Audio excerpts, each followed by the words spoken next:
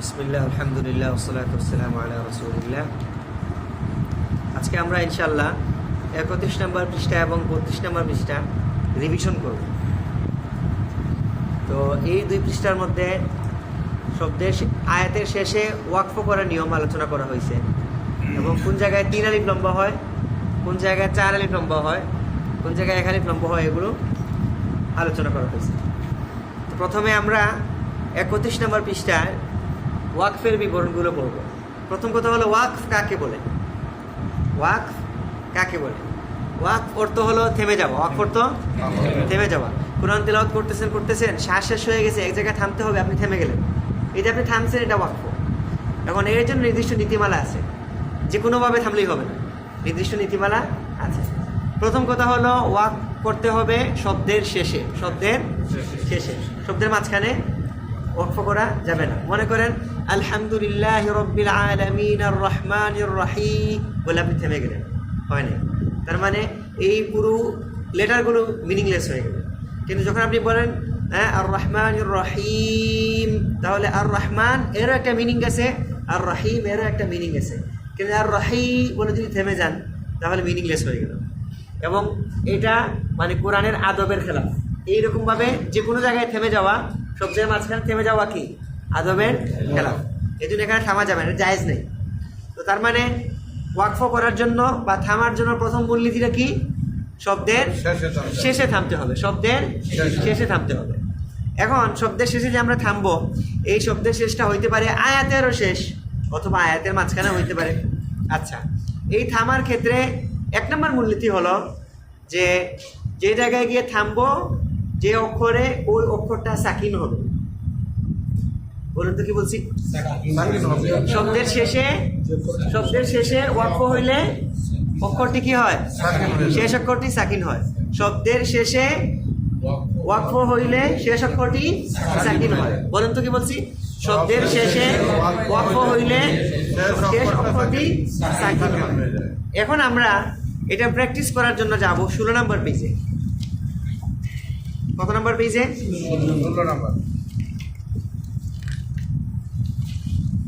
16 নম্বর পেজে। এখানে যতগুলো শব্দ আছে, এসব শব্দের মধ্যে আমরা মনে করেন একবার ওয়াকফ করে পড়বো, একবার ওয়াকফ ছাড়া পড়বো, তাহলে বুঝে ফেলবো যে ওয়াকফ বুঝছি কিনা। ঠিক আছে না? ওয়াকফ করার 1 নম্বর নিয়ম কি? শব্দের শেষে থামতে হবে। আবার শব্দের শেষের শেষ অক্ষরটা কি হবে?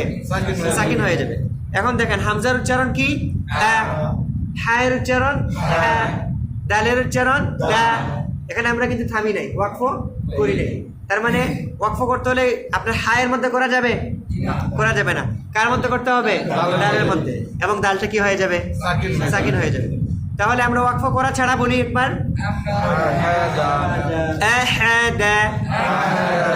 স্লো মোশনে ধীরে ধীরে বলুন। আর যদি ওয়াকফ করেন, এই যে দালটা কি হয়ে গেছে? সাকিন হয়ে গেছে। তার মানে দালের মধ্যে ওয়াকফ হয়েছে। আচ্ছা, তারপরেরটা ওয়াকফ করা ছাড়া,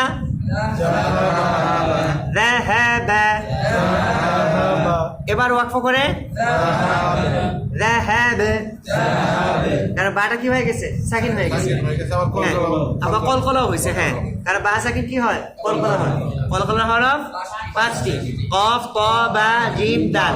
এই 5 হরফে জজম হইলে কলকলা করিয়া পড়িতে হয়। কলকলা অর্থ কি? পাল্টা আওয়াজ। এই যেমন বায়ের মধ্যে একটা বাউন্স হয়েছে, ঠিক আছে না? এটা কলকলা হয়েছে, পাল্টা আওয়াজ হয়েছে। এরপরেরটা ওয়াকফ করা ছাড়া বলুন, তাই না? ওয়াকফ করা ছাড়া যদি ওয়াকফ করা হয়,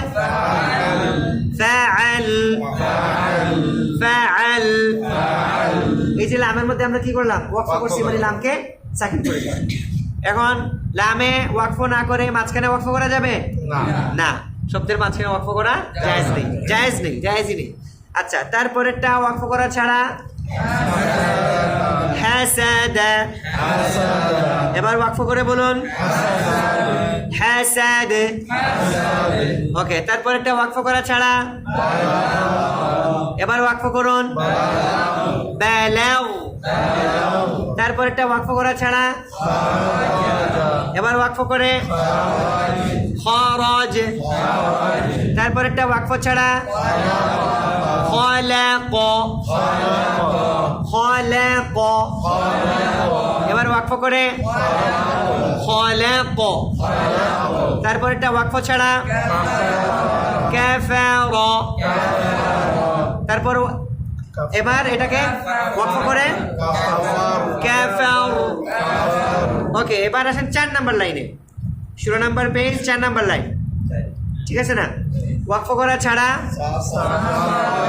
সাফার, এবার ওয়াকফ করে সাফার, তারপরেরটা ওয়াকফ ছাড়া কাসাসি, এবার ওয়াকফ করে কাসাস, তারপরেরটা ওয়াকফ ছাড়া হাফিজ, এবার ওয়াকফ করে হাফিজ, তারপরেরটা ওয়াকফ ছাড়া খাতিআ,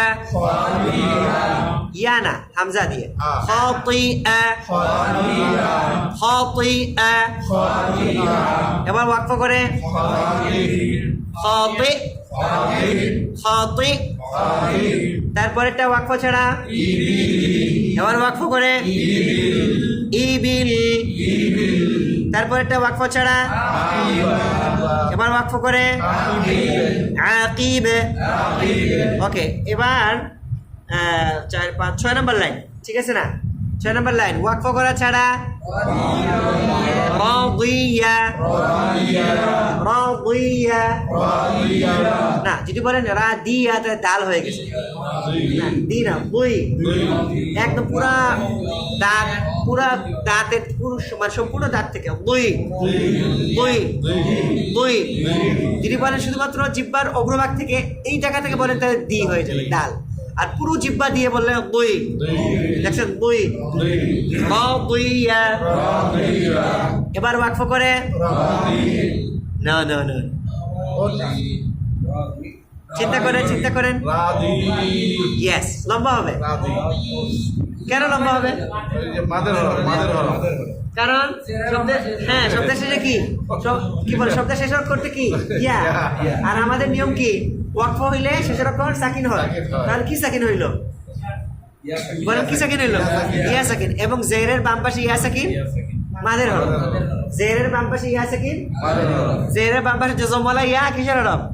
যেহেতু সাকিন করছি তার মানে জজম দিছি, তাহলে জেরের বাম পাশে জজমওয়ালা ইয়া মাদের হরফ রাদি।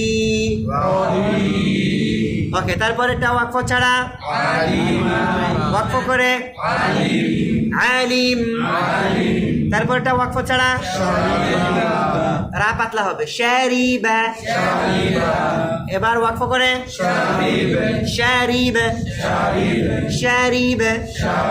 ওকে, এবার আসেন 7 নাম্বার লাইন, ঠিক আছে না? ওয়াকফ করা ছাড়া ফাহুয়া, ওয়াকফ করা ছাড়া এবার ওয়াকফ করে লম্বা কেন? পেশের বাম পাশে জজমওয়ালা ওয়াও, কারণ আমাদের ওয়াকফ করলে কি হবে? শেষের অক্ষর সাকিন হবে, তাহলে শেষের অক্ষরটা কি সাকিন হইলো? ওয়াও সাকিন, আর পেশের বাম পাশে ওয়াও সাকিন মাদের হরফ ফাহু, ঠিক আছে না? ফাহু, তাহলে নিয়মটা বুঝে আসছে। ওয়াকফ করার 1 নম্বর নিয়ম, শব্দের শেষে ওয়াকফ করতে হবে আর শেষের অক্ষর সাকিন করতে হবে। ওয়াকফ করার 1 নম্বর নিয়ম কি? শব্দের শেষে ওয়াকফ করতে হবে আর শেষের অক্ষরটা সাকিন করতে হবে। এখন মনে করেন আয়াতের মাঝখানে আমি কি করলাম? ওয়াকফ করলাম একটা শব্দের মধ্যে, তাহলে কি করব? তাহলে পিছনের আরো একটা শব্দ থেকে মিলিয়ে নেব। মনে করেন আপনি বললেন যে কি, উদাহরণস্বরূপ মনে করেন আমরা কি তেলাওয়াত করার সময় কি বলা যায়, কোন সূরাটা পড়বো যেটা কমন? আপনি এইখান থেকে দেন, এই কয়েকটাতে তো অনেক একটা, এখানে এসে ধরুন এইখানে আমি থেমে গেলাম, আসবো এটা পরে মানে এরকম না, হ্যাঁ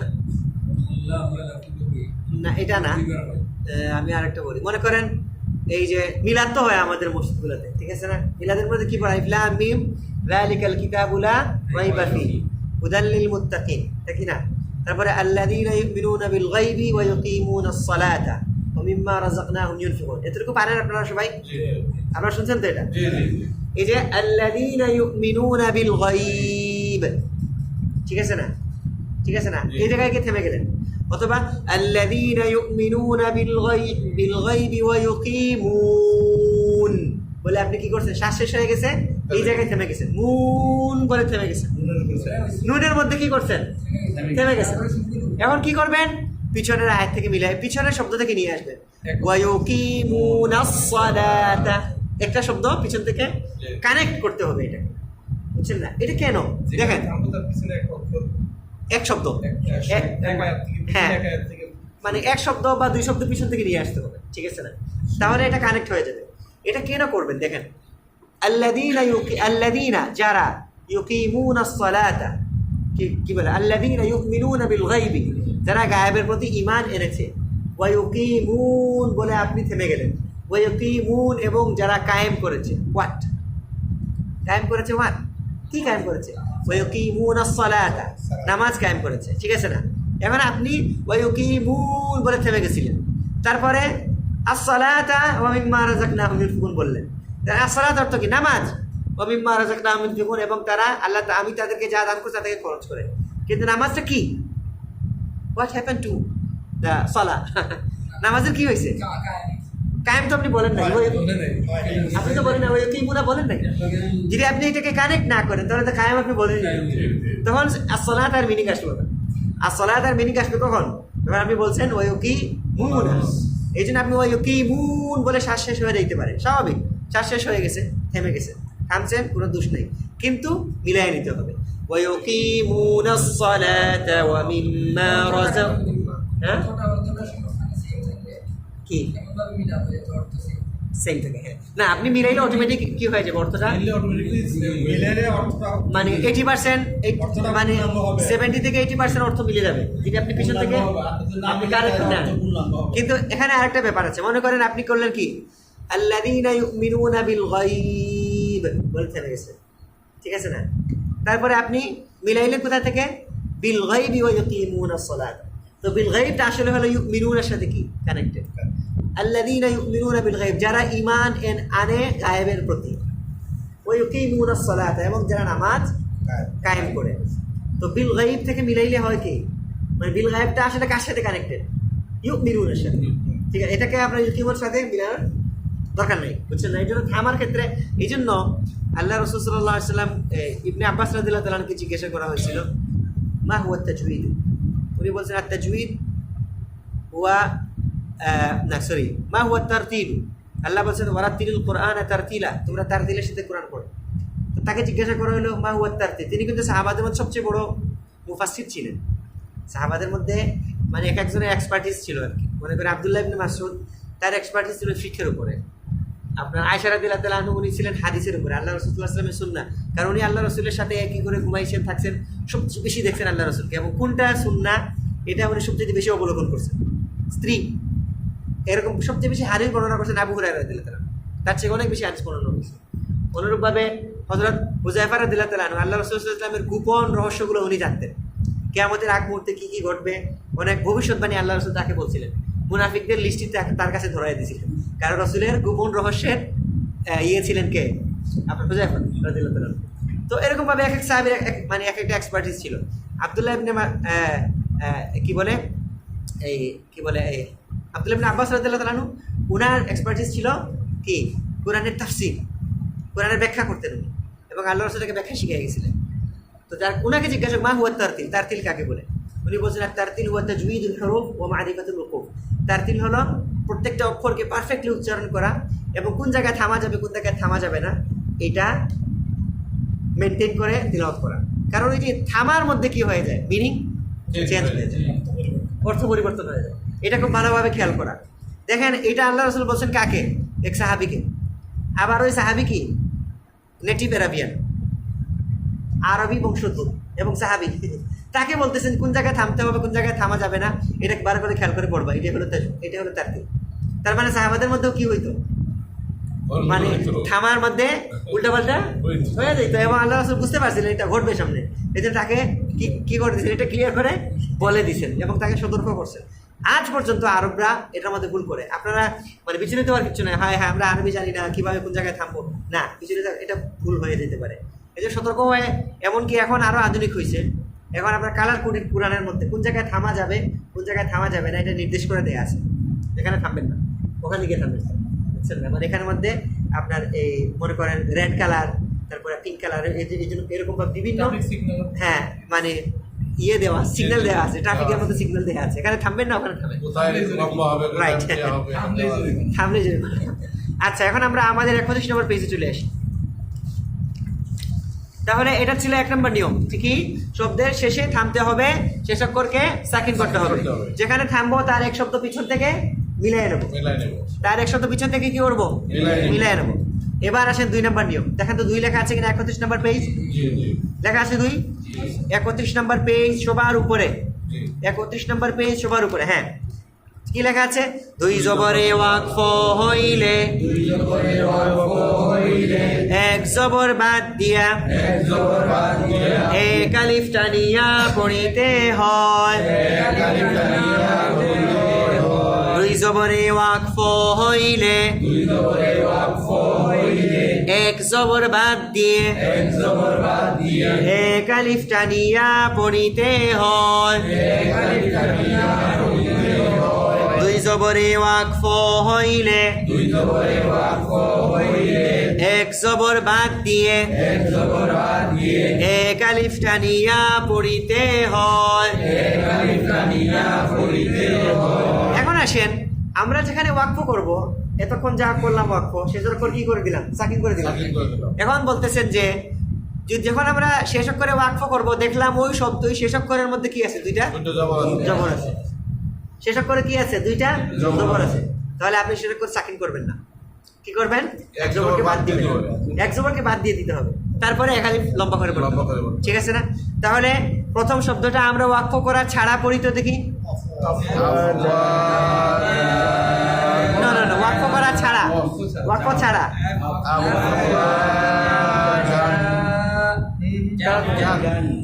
মাঝের হরফ আছে তাহলে তো আপনি ওয়াকফ করে ফেলছেন।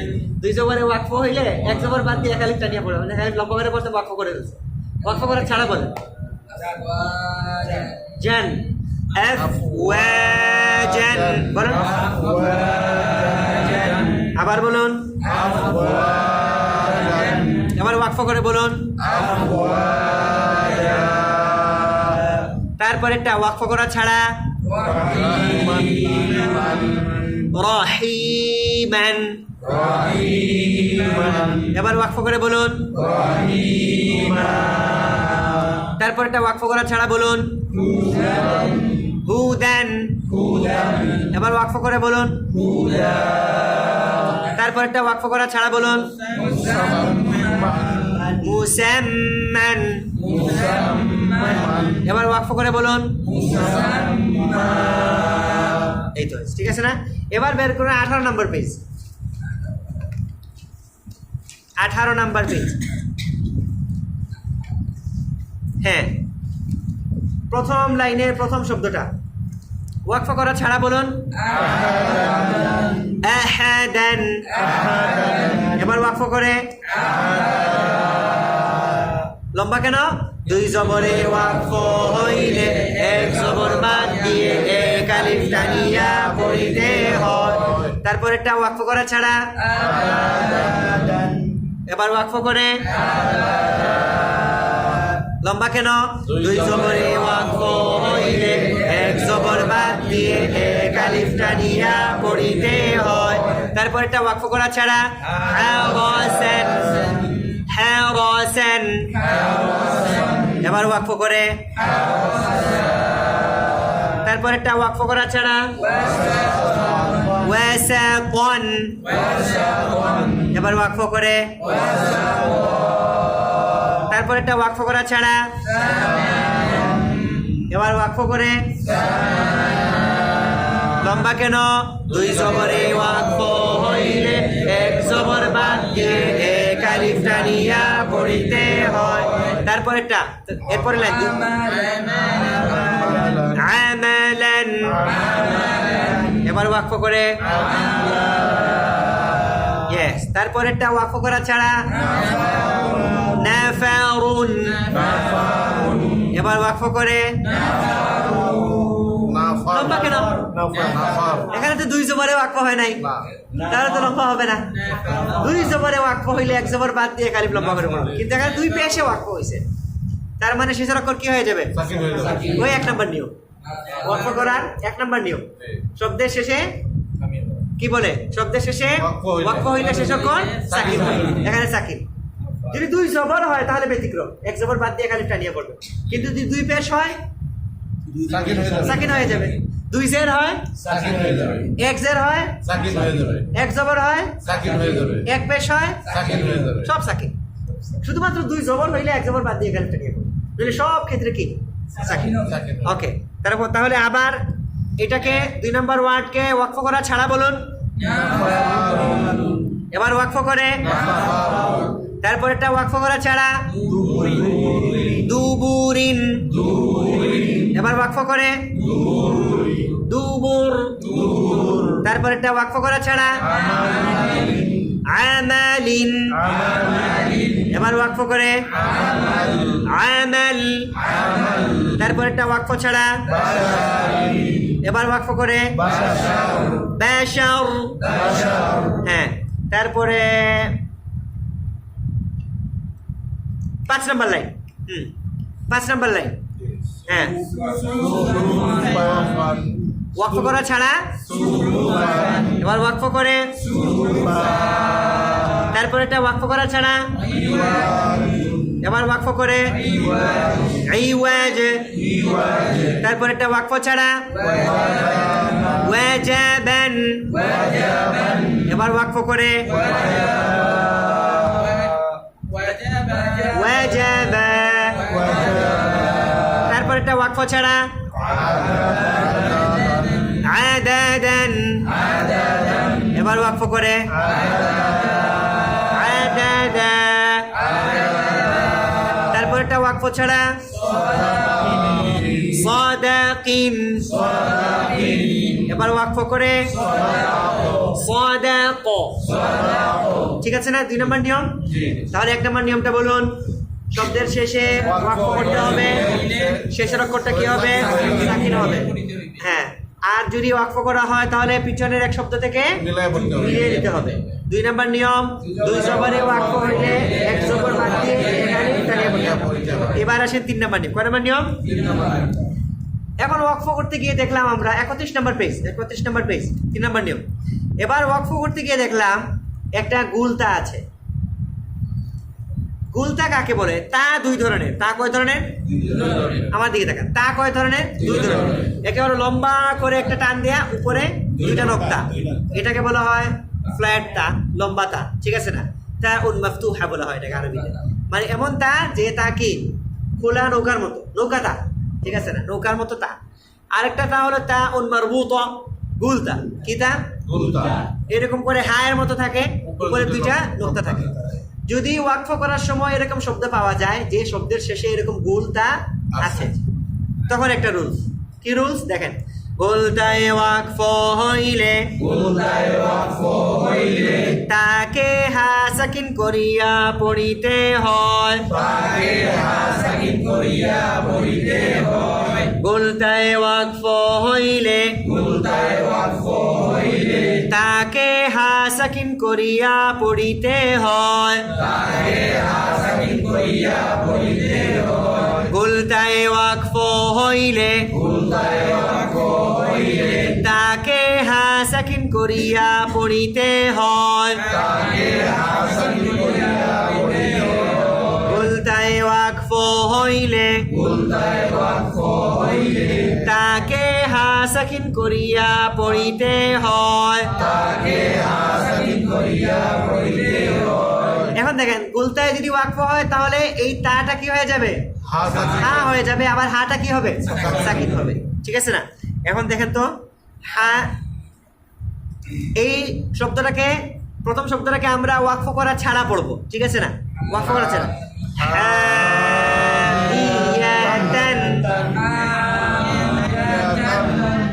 কারণ তাকে আমরা তাই পড়ছি, ওয়াকফ করি না। তাহলে আবার ওয়াকফ করা ছাড়া পড়েন তো,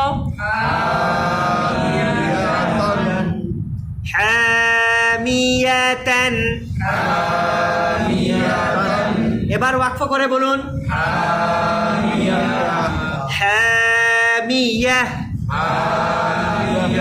এই যে গুলতাটা কি হয়ে গেছে? হা হয়ে গেছে। হামিয়া। তারপরেরটা ওয়াকফ করা ছাড়া আল ক্বারিআতু, স্লো মোশনে আল ক্বারিআতু, রিআতু, রিআতু, ইয়া ইয়া হয়ে যায়। এই যে ওয়া হামজা ওয়াও হা হামজা ইয়া, ইয়া যখন ইয়া হয়ে গেছে, ইয়া না আ। ইয়েস, রিআতু, ইয়েস, রিআতু, রিআতু, রিআতু, আল ক্বারিআতু, মাশাআল্লাহ, আল ক্বারিআতু। ধীরে ধীরে পড়ুন আল ক্বারিআতু।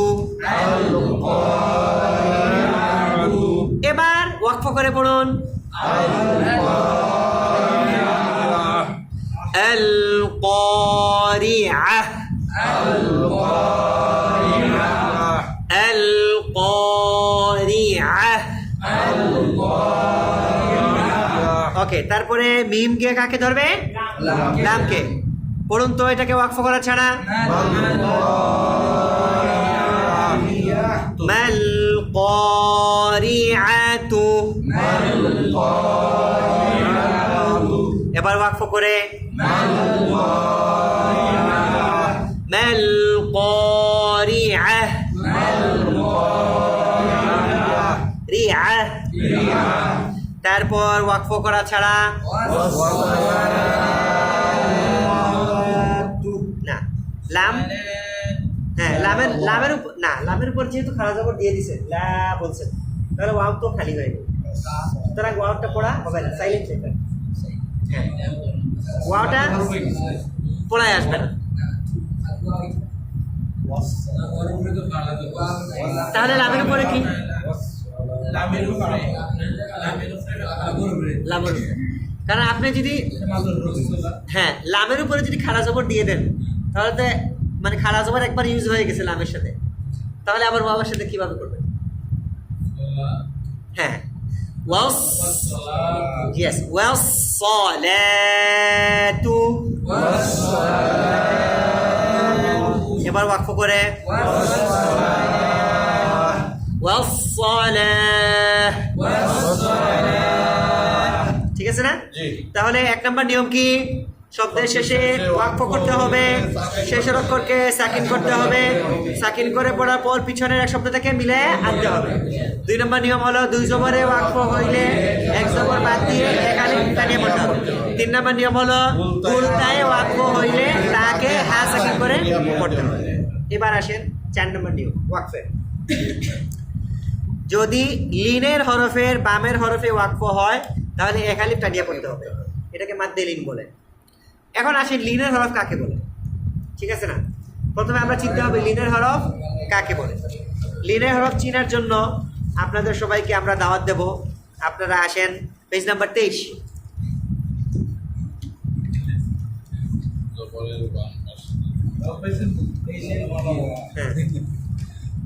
পাইছেন? এই যে লিনের হরফ বড় করে লেখা আছে রেড কালারে, তাই না? লিনের হরফের বিবরণ। লিনের হরফ দুইটি,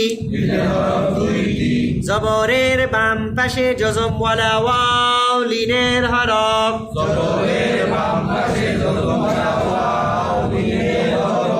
এই যেমন দেখেন এক নম্বর লাইনে দেয়া আছে বা ওয়াও জবর বাও।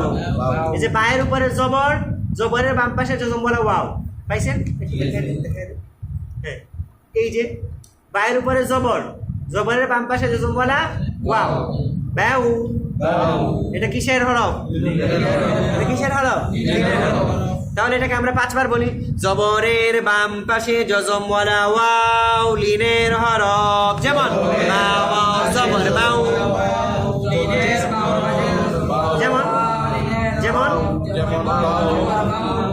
বা ওয়াও জবর বাউ। আমি বলি শুনেন তো, জবরের বাম পাশে জজম ওয়ালা ওয়াও লিনের হরফ যেমন বা ওয়াও জবর বাউ।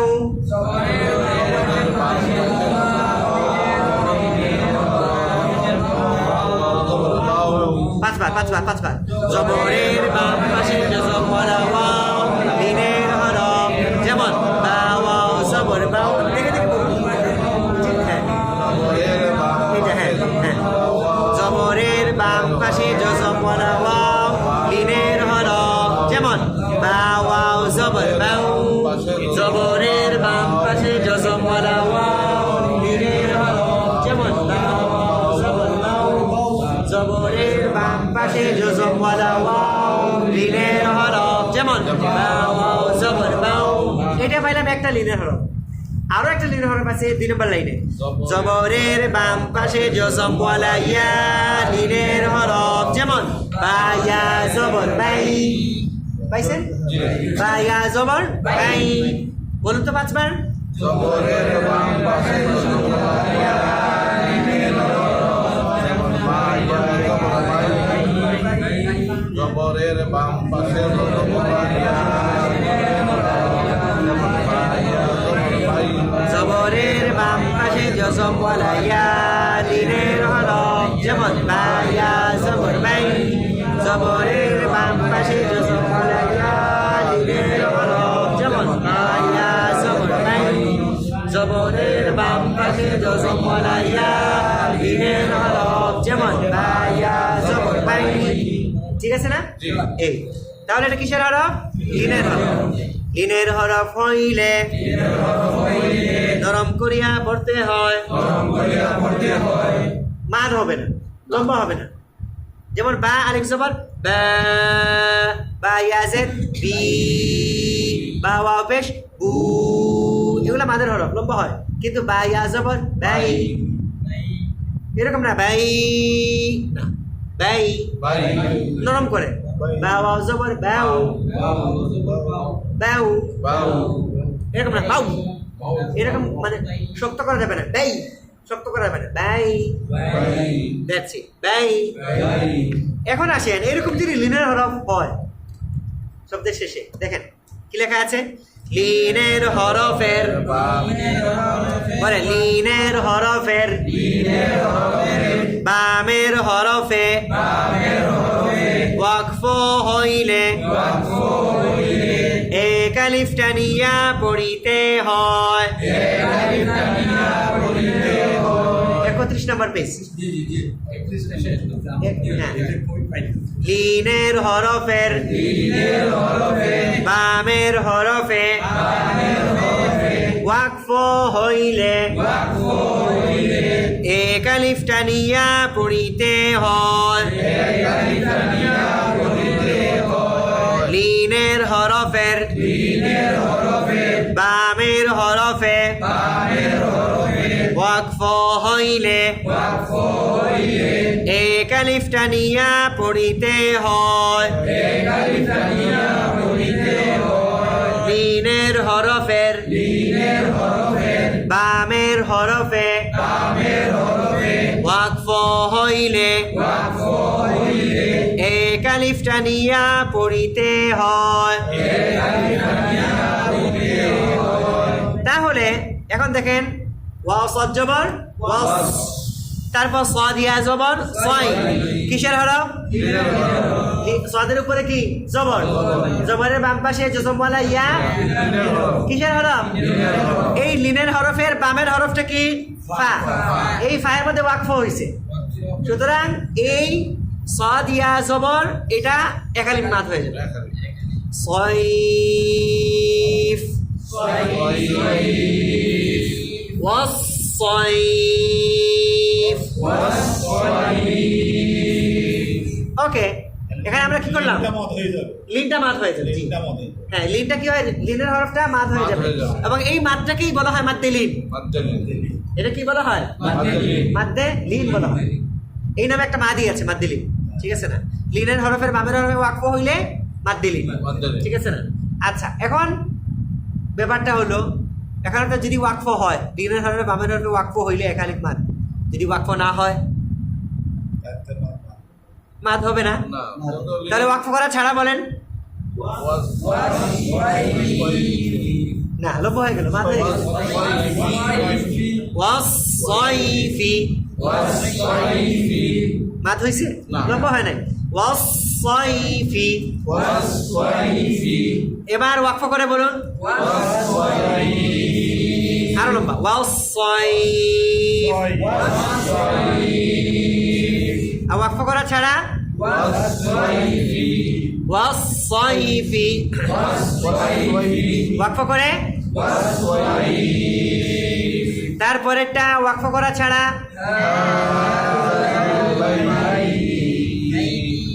ওয়াকফ করা ছাড়া হাযাল বাইতি, সব একদম সফট করে, নরম করে, স্লো মোশনে বলবে। হাযাল বাইতি বলুন, এবার ওয়াকফ করে, আরো লম্বা, বাইত। কারণ হারাকাত এর চাইতে মাদ একটু কি হবে, ডিফারেন্ট হবে, হচ্ছে না? আমরা বললাম হাযাল বাইত, তাহলে ঠিক আছে, কিন্তু আপনি বলেন হাযাল বাইত, তাহলে কেমন যেন কি হয়ে গেল, শুধুমাত্র একটা জবরের উচ্চারণ হইল, মাদের উচ্চারণ হয় নাই। হাযাল বাইত, ওকে। তারপরেরটা ওয়াকফ করা ছাড়া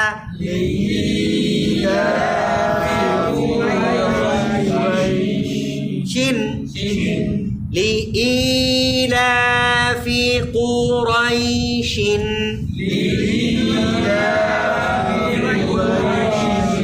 আমার দিকে তাকান, লিইলাফি কুরাইশিন,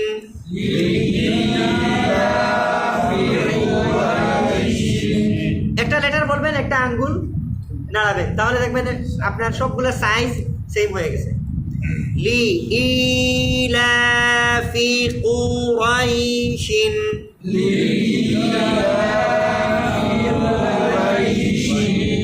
শিন, এবার ওয়াকফ করে, লিইলাফি কুরাইশ, ঠিক আছে না? কুরাইশ এরকম হবে না, রাই। তাহলে আপনি রার উপরে জবরটাকে কি করছেন, মাদ করছেন, লিন করেন নাই। লিনের হরফটা লম্বা হয় নাই, লম্বা হবে কোনটা? লিনের হরফ। যদি আপনি জবরকে লম্বা করেন তাহলে মাদের হরফ লম্বা হয়েছে, লিনের হরফ কি হয় নাই, লম্বা হয় নাই। তারপরের লাইনে ওয়াকফ করা ছাড়া স্লো মোশনে, স্লো মোশনে বলেন,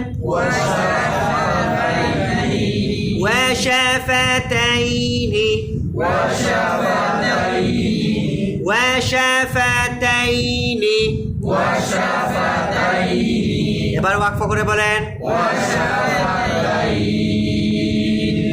মাশাআল্লাহ। তারপরেরটা ওয়াকফ করা ছাড়া ওয়াখশাউনি, এবার ওয়াকফ করে বলেন, তারপরেরটা ওয়াকফ করা ছাড়া এবার ওয়াকফ করে, হ্যাঁ, তারপরেরটা ওয়াকফ করা ছাড়া এবার ওয়াকফ করে, হ্যাঁ কি হবে, ওয়াকফ করলে সেটা করছে কি, এটা কয় নম্বর নিয়ম? এক নম্বর নিয়ম। কয় নম্বর নিয়ম? এক নম্বর নিয়ম। কারণ এখানে আমরা দুই জবরও পাই নাই, এখানে আমরা লিনের হরফও পাই নাই, গুলতাও পাই নাই, তার মানে এক নম্বর নিয়ম যেটা, শব্দের শেষের অক্ষর কি হয়, ওয়াকফ হইলে সাকিন হয়। তারপরেরটা ওয়াকফ করা ছাড়া খালাকাহু, এবার ওয়াকফ করে খালাকাহ, খালাকা আজকে বলতে থাক কি বলেন কারণ আজকে শুধুমাত্র ওয়াকফ আলোচনা হইলো আগামী ক্লাসে আমরা 3 আলিফ 4 আলিফের নিয়মটা করে ফেলবো নইলে আজকের সাথে ওইটা আবার পেছ লাগিয়ে দিতে পারি কি তাসদিদি এবং